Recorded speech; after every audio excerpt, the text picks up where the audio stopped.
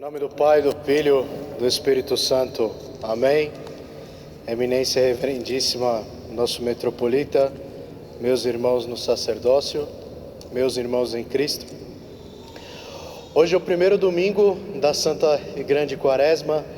Nós completamos a nossa primeira semana de jejum, de luta espiritual, graças a Deus. E neste primeiro domingo nós comemoramos a vitória da ortodoxia, da verdadeira fé contra a loucura dos iconoclastas. Estes iconoclastas, também chamados literalmente de destruidores de ícones, eram hereges que desejavam banir os ícones da vida da igreja, mesmo que de modo violento. Então, podemos imaginar o problema que eles causaram naquela altura. Para combater e sepultar essa corrente herética, que era muito mais política e filosófica, a igreja convocou um concílio, como sempre faz quando acontece esse tipo de controvérsia. E é esse concílio que nós celebramos hoje, o sétimo concílio ecumênico, que derrotou em termos de fé e dogma essa heresia iconoclasta. Mas vejam que mesmo após esse concílio, os ataques aos ícones perduraram. Ao todo, se nós contarmos o período anterior ao concílio e posterior a este concílio, a iconoclastia durou quase 2 séculos. Então, quase 2 gerações de iconoclastas. E essa controvérsia ela foi encerrada definitivamente somente no ano de 843, sob a imperatriz Teodora, Santa Imperatriz Teodora.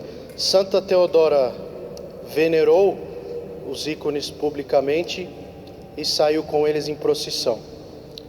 Com isso ela encerrou completamente a heresia iconoclasta, porque ela trouxe o povo todo para o lado dela. O povo que estava sedento já pelos ícones e já cansado dessa controvérsia. Então, essa festa que nós comemoramos hoje, esse evento abarca esses 2 importantes acontecimentos: o concílio ecumênico e a vitória, o sétimo concílio ecumênico e a vitória definitiva da ortodoxia sob a imperatriz Teodora.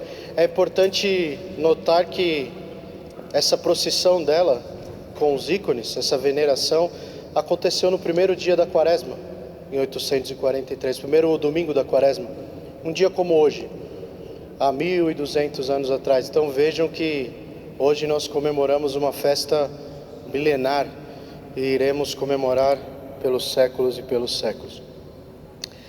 Sabendo disso, dessas notas históricas, é importante que nós falemos um pouco sobre essa defesa dos ícones, que foi realizada pelos santos padres desse sétimo concílio. Porque é conhecendo esse conteúdo da nossa fé que nós ficamos sabendo que a existência dos ícones está intimamente atrelada à encarnação de Cristo. Deus, que anteriormente não havia sido visto por ninguém, tornou-se visível por meio da encarnação, por nosso Senhor Jesus Cristo. Portanto, depois da encarnação de Cristo, tornou-se possível pintar um ícone do Filho, do Verbo de Deus encarnado. Vejam que essa controvérsia iconoclasta, ela era cristológica em essência.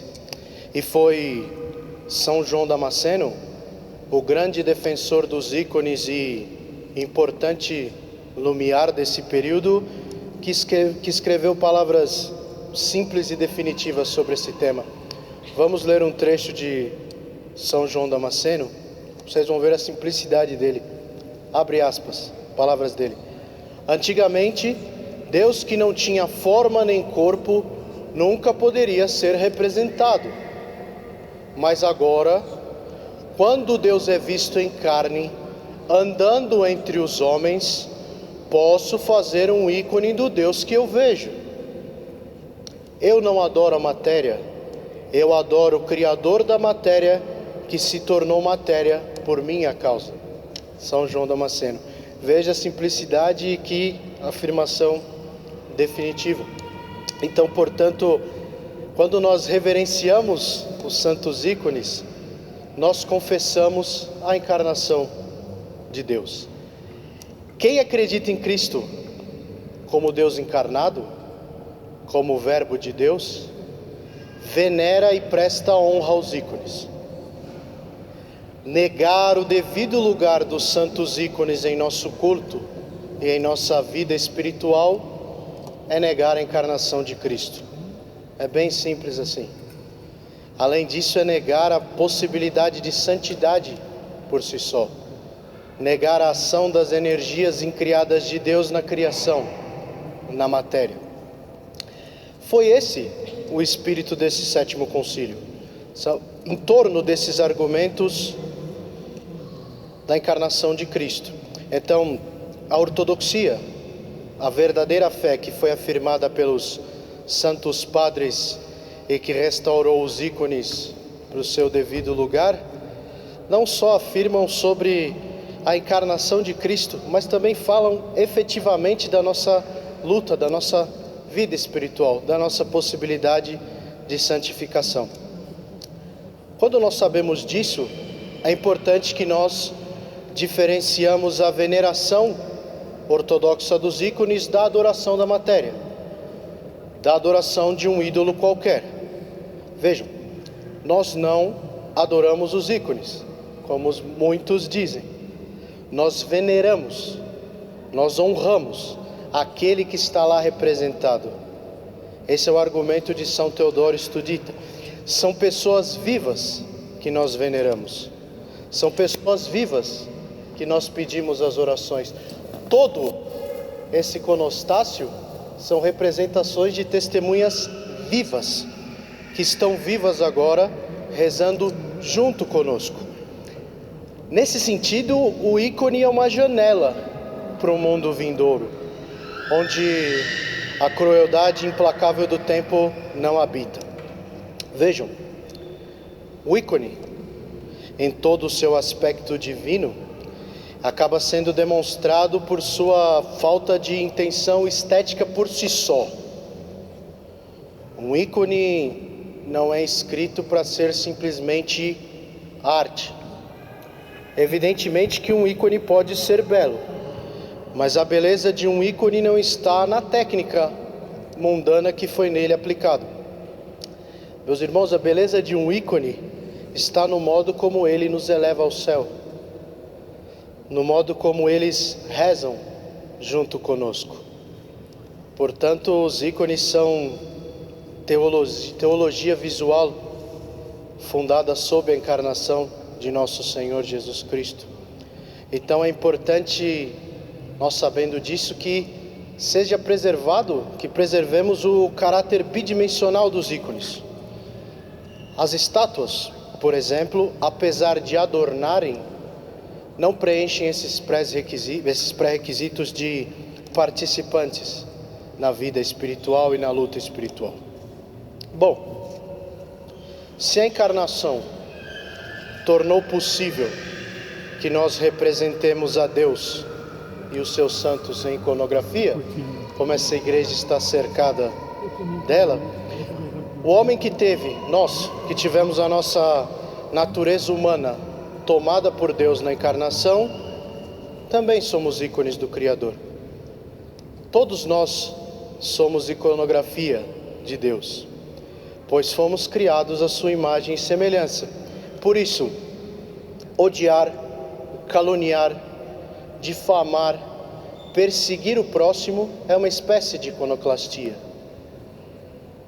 Fé morna, indiferença, sincretismo, transposição de ideias do mundo para dentro da igreja também é uma espécie de iconoclastia. É uma desonra e uma blasfêmia àquele supremo iconógrafo que nos criou. Nós desonramos a Deus quando desonramos os seus ícones vivos, quando desonramos o nosso próximo. Então, encerrando, meus irmãos, a luta contra a iconoclastia e a honra prestada aos ícones é uma luta que não está presa nesses eventos históricos que nós comemoramos hoje. A luta contra a iconoclastia é uma luta contra o próprio Satanás, que nada mais é do que o primeiro iconoclasta, que desde a sua queda luta para destruir, deformar e dilapidar essa iconografia divina, essa semelhança, essa imagem e semelhança que nós temos com o nosso Criador, esse ícone vivo de Deus que está dentro de nós. Desse modo, quando nós pecamos, nós arranhamos a imagem do Criador que está impressa em nós desde a criação. Nós nos tornamos iconoclastas também. E é importante que essa comemoração nesse ponto da Quaresma também nos incentiva a restaurar o ícone de Deus que existe dentro de nós.